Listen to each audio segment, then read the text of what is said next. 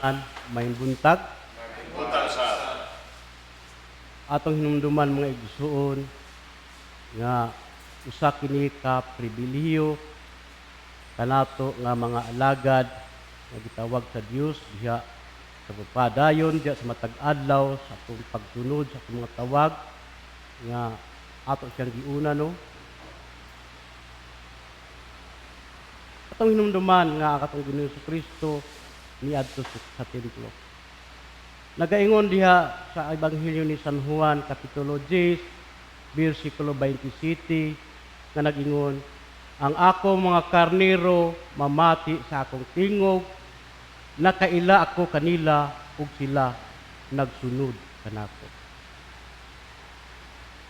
Mga igsoon, ang atong Ginoong Kristo dilibuot nga hugaw-hugawan ang iyang templo o simbahan. At hinumduman, wala niya did ang mga tao pagsulod sa templo kay kini alang man nato kining tanan. Kita tanan walay ingon nga ang mga matarong lamang ang pasudlon, ang mga dautan dili pa. Maayo o dautan munang naa ang templo para kita makapamalandong sa ayo ug gugma sa Dios atong kinabuhi. Pinaagi sa pagpatigayon o pagpamaligya ipakita ang paghugaw-hugaw ug dili kini itugot sa atong Ginoo. Sa unang panahon, gihimo nilang murag merkado, gihimo nilang baligyaanan ang kuan. Nga ang Dios dili mutugot nga diha sa atong pagsimba, sa atong pagduol kaniya nga double sided kanang dupan ta, double sided ta kanang kuan ba? Malibog man. Gusto ang Dios nga diha sa atong pagsimba siya ang masinto sa atong kinabuhi. Dili dautan ang pagpamaligya kay kinabuhi nato na kay nakinahanglan ta og atong lawas pakanon nato. Pero diha sa atong pagsimba atong isintro ang atong kasing-kasing diha kaniya. Diha sa pagpamalandong diha sa matag adlaw. Akong basahon ang Isaiah 29 verse 13. Nga nag-ingon. Og miingon ang Ginoo, kini mga tawhana nagpasidungog kanako sa pulong lamang.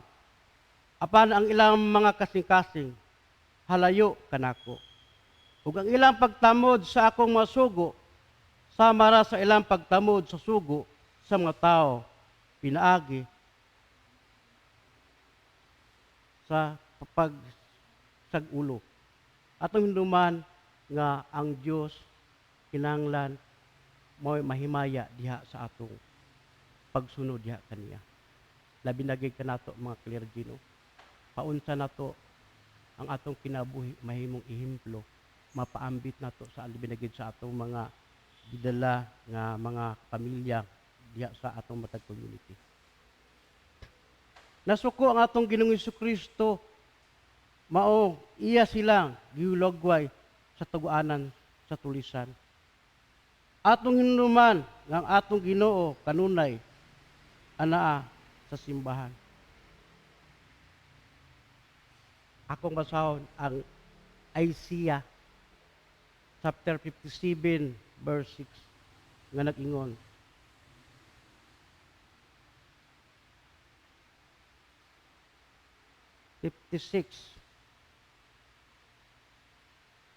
Verse 7. Time out.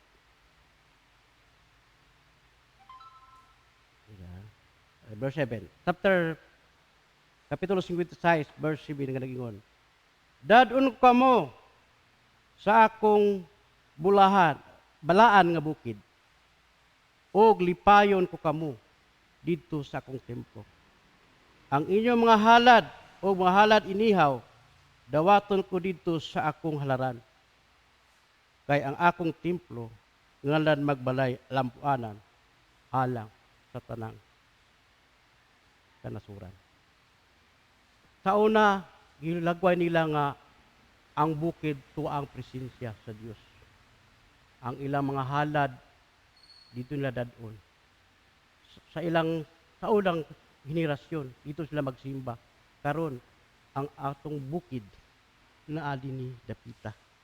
Dinita magdala sa atong mga halad sama sa halad humot sinunog, halad inihaw nga pinakadabis atong ihatag. Muni ang templo na adini atong gitiguman karon. Sa una ilang gihulagway nga bukid.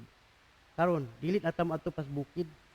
Naana dinhi nata magtigom, dinhi ta maghalad sa atong kinabuhi diha sa matag adlaw.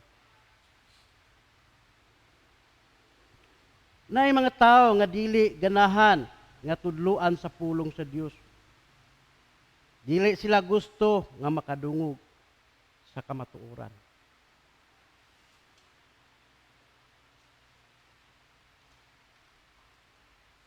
Lisod mo tuo ang mga tao nga dagko ang nahuman sa nakatunan labi na sila pagtuon mga igsuon.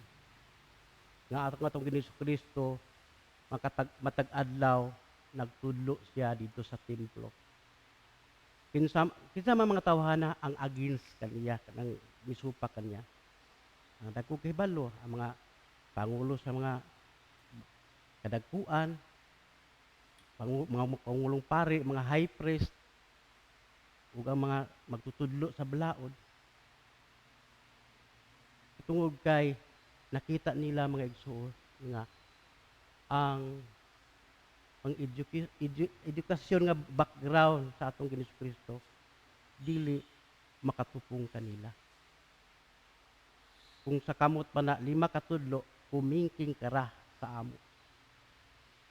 Diha muna atong tungod sa ilang nahibaluan, dagang kay sila mga nahibawan. Atong Ginoong Kristo, kuan siya, mutudlo siya pero kuan gyud kanang dulot sa atong kasing-kasing kung ana diha sa mapaubsanon diha sa atong pamalandong.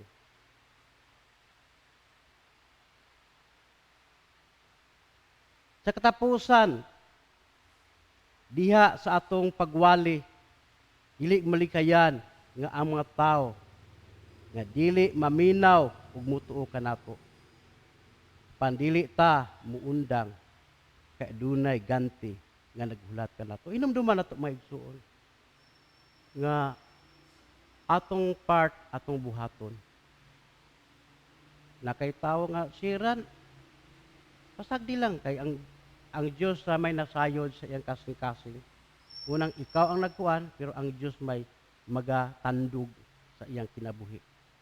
Unang gingon nga dili kita makapabag-o sa usa ka tawo kundi ang Dios ray diha sa adlaw-adlaw nga encounter magapamuhat sa maong tao.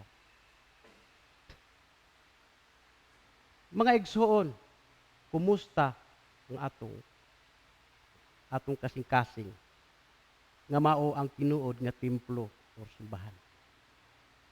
Kita lang ang makatubag ug ang Dios nga nasayod sa tanan.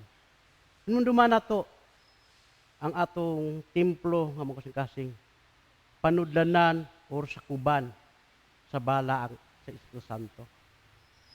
Nga sama sa sundang ba, kung ang sundang kinahanglan ginagsakuban, buhatan gini mo nagsuban kay delikado man dili siya safety kung walay sakuban. Dili ka bitbit na makadisgrasya man ka sa uban. Kinahanglan mo ni atong kasing-kasing diha ang timuning templo sa Espiritu Santo. Ang simbahan mausab nga sama sa simbahan nga sakuban kita musulod ta dinhi. Kita ang dibali sundang o sanggot mga magisuon diha sa atong kan. Diha sa matag adlaw sa atong kinabuhi maghari ba si Kristo. Gi-challenge ta nining kabuntagon mga igsuon nga diha sa atong mapadayonon sunod diha sa matag adlaw gihagit kita, asa na ta. Atong nanuman, dili ingon nga perfecto ta nga tao, dili tayo masayop. Ang buot lang ikuan sa atong Ginoong Kristo nga musulod ta simbahan, sama ta sa hugong tubig. Sa sige tag sulod diha sa matag adlaw diha sa simbahan. Ang hugong tubig mahinlo gid na, matinaw na. Dili man pwede nimo isagol nimo ang tinaw nga tubig o ang lubog nga tubig. Kailangan nga ang lubog nga tubig kung hinay mo dagayday siya ngadto sa mahimo siyang limpyo nga tubig. Mao sa nakita nga kita dili nato sayangon labi na gid katong mga clergy mga alagad kaning matag buntag no alas 6. Mo kinta gini atong angayan nato unta. Dili atong wala ato nang walaon unta gid kanang matapa sa atong obispo nga ang espiritu sa pagkatapulan nato. Ato ginunggo nga seek ye first the kingdom of God and His righteousness, and all these things shall be added unto you. Muna atong ebanghelyo, gihang ang tanan sa pagpanindog.